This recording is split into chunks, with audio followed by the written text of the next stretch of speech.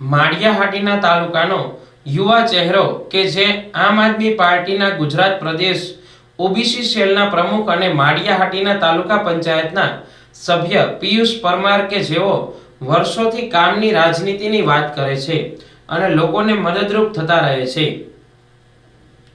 પિયુષ પરમાર જ્યારે પહેલી વખત તાલુકા પંચાયતના સભ્ય બન્યા ત્યારે લોકોને વાયદો કર્યો હતો કે જો તેમની બોડી સત્તામાં આવે તો જામવાડી ગામે આવેલ પુલનું નિર્માણ કરશે, પરંતુ સંજોગો વસાત તેમની બોડી ન બની। પરંતુ કહેવાય છે કે પ્રાણ જાય પણ વચન ન જાય, તેમ પિયુષ પરમાર દ્વારા 4,35,000ના સ્વ ખર્ચે પુલનું નિર્માણ કરાવી આપેલ। 3 કિલોમીટર રસ્તો હતો એટલો ખરાબ હતો કે વાત પૂછોમાં। આ પિયુષભાઈએ ત્રીજી વાર આ રસ્તો ભર્યો છે। ભાજપની સરકાર હતી અટાણ સુધી, પણ કોઈ દી સિમેન્ટ રોડે થયો નથી, છે છતાંય કોઈ દી કોઈ નાખવાય નથી, સિમેન્ટ રોડે નથી થયો। એ બદલ પિયુષભાઈ આ ત્રીજી વાર ભર્યો, એ બદલ પિયુષભાઈનો ખૂબ ખૂબ આભાર। ને આ રસ્તામાં કામગીરી કાયમી કરતા આવે છે, હજી કરશે ને આવતા દિવસોમાં કરશે। એ બદલ પિયુષભાઈનો ખૂબ ખૂબ આભાર। ને આ રસ્તાના જેટલા રસ્તો છે એ બધા પિયુષભાઈની નોંધ લઈ છે, એ બદલ પિયુષભાઈનો ખૂબ ખૂબ આભાર। ભાઈ અમારે રસ્તો આ બહુ ખરાબ હતો। અમારે કહેવાનો મતલબ એક જ છે કે ગામમાં બધા રસ્તામાં રોડ છે, તો આ એક જ રસ્તામાં કેમ રોડ નહીં? આ રસ્તો કે પાકિસ્તાન તો નથી જતો, બરોબર છે? તો અટાણા પિયુષભાઈએ રસ્તો અમારો ભર્યો, તો પિયુષભાઈનો ધન્યવાદ ને આવા નેતાને આગળ લઈ આવો। અને નાતના દીકરા તરીકે અને ગામ તરીકે કહું કે ત્રીજી વખત ભર્યો। પોતાના ખર્ચે આ રસ્તાને કામ ચાલુ કર્યું, 3 વાર આ રસ્તો ભર્યો પોતાના ખર્ચે, પણ છતાંય ભાજપની સત્તા છે, એટલું જ ભાજપના બધાય છે, પણ છતાંય આ રસ્તામાં કોઈ જોવાય ન થાય અત્યાર સુધી। ને સિમેન્ટ રોડ તો કનુભાઈ ભૂલી જાઓ, પણ આ રસ્તાના ખાડા આપણે કહીએ ને ખાડા કોઈ ભર્યા નથી। ને સોમાહામાં ગાડી અમારા છોકરાઓને ભણવા મૂકવા જવા, પણ ગાડી ચાલે એવી નથી। આ સોમાહામાં પાણી જાયેલું જાય, પણ છતાંય આ રસ્તો દિવાળી પછી રિપેર કરવા કોઈ નથી આવતું।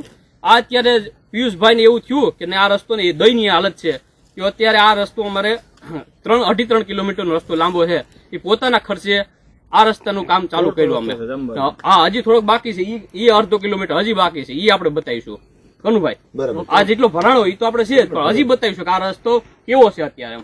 જ્યારે બીજી તરફ તેમના મોટાભાઈ ગળોદર ગ્રામ પંચાયતનું પ્રતિનિધિત્વ કરી રહ્યા છે, ત્યારે દર વર્ષે ખેડૂતોને અવર જવર કરવા માટેના વાડી વિસ્તારના રસ્તાઓ પોતાના સ્વ ખર્ચે બનાવી આપે છે। ત્યારે હાલમાં રસ્તાનું કામ ચાલુ છે, જ્યારે આ કામમાં અંદાજિત 3 લાખ રૂપિયાનો ખર્ચ થવાની સંભાવના છે। બીજી તરફ જોઈએ તો સરકાર ભાજપની, તાલુકા પંચાયત ભાજપની અને ધારાસભ્ય પણ ભાજપના, જ્યારે પિયુષ પરમાર અને તેમના ભાઈ વિપક્ષમાં હોવા છતાં લોકોના કામની વાત કરે છે, હવે કામની રાજનીતિ કરતા રહે છે। ત્યારે હવે માળિયાહાટીના અને માંગરોળ તાલુકાના લોકોમાં એક ચર્ચાએ જોર પકડ્યું છે। અમારે કામ કરતા નેતા જોઈએ છે, ખાલી ચૂંટણી ટાણે મત માટે આવતા નેતા નહીં। ત્યારે હવે આવનારા સમયમાં તાલુકા પંચાયત અને જિલ્લા પંચાયતની ચૂંટણીઓ આવી રહી છે, ત્યારે ખેડૂતો આમ આદમી તરફ વળતા હોય તેવું લોકોમાં લાગી રહ્યું છે। તેવામાં ભાજપને મોટો ઝટકો લાગે તો નવાઈ નહીં તેવી લોકોમાં ચર્ચા થઈ રહી છે।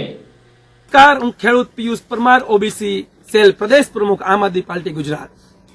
આજે હું મારા માદરે વતન ગળોદરમાં છું। છેલ્લા 10 વર્ષથી આ ગામ લોકો અમને નેતૃત્વ આપી રહ્યા છે, ગામના સરપંચથી લઈ અને મને તાલુકા પંચાયતના સદસ્ય સુધી, અને ખાસ અમે વિપક્ષમાં છીએ ત્યારે પ્રશ્ન ભાજપના નેતાઓએ કે ભાજપની સરકારોએ વાડી વિસ્તારના એક પણ કામ કર્યા નથી।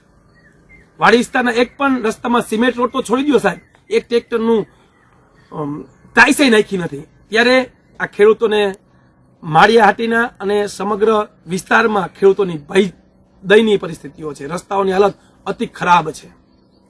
આ ગામમાં અમારે એક ગામથી જોડતા બીજા ગામના 4 રસ્તાઓ છે। 10 વર્ષની અમારી રાજનીતિ માત્ર કામની રાજનીતિ છે। જ્યારે રસ્તા બગડ્યા છે ત્યારે અમારા સ્વ ખર્ચે અમે ભર્યા છે, એના જ ભાગરૂપે અત્યારે આ રસ્તો ભરાઈ રહ્યો છે। તમે અમારી પાછળ ખેડૂતો પણ જોઈ રહ્યા છો। આ રસ્તો, તમામ રસ્તાઓ મારા સ્વ ખર્ચે ભરી રહ્યો છું। હું માત્ર કામની રાજનીતિ લઈને નીકળ્યો છું। ભ્રષ્ટ ભાજપનું ધારાસભ્યનું શાસન, તાલુકા પંચાયતની બોડી, જિલ્લા પંચાયતની બોડી, ગુજરાત સરકારમાં ભાજપ, છતાં પણ ખેડૂતોનું એક કામ નથી થતું। આ માળિયાહાટીના સમગ્ર વિસ્તારમાં 70% લોકો વાડી વિસ્તારમાં રહે છે, ત્યારે અમારા નાના ભૂલકાઓને ભણવા માટે પણ તકલીફો પડી રહી છે।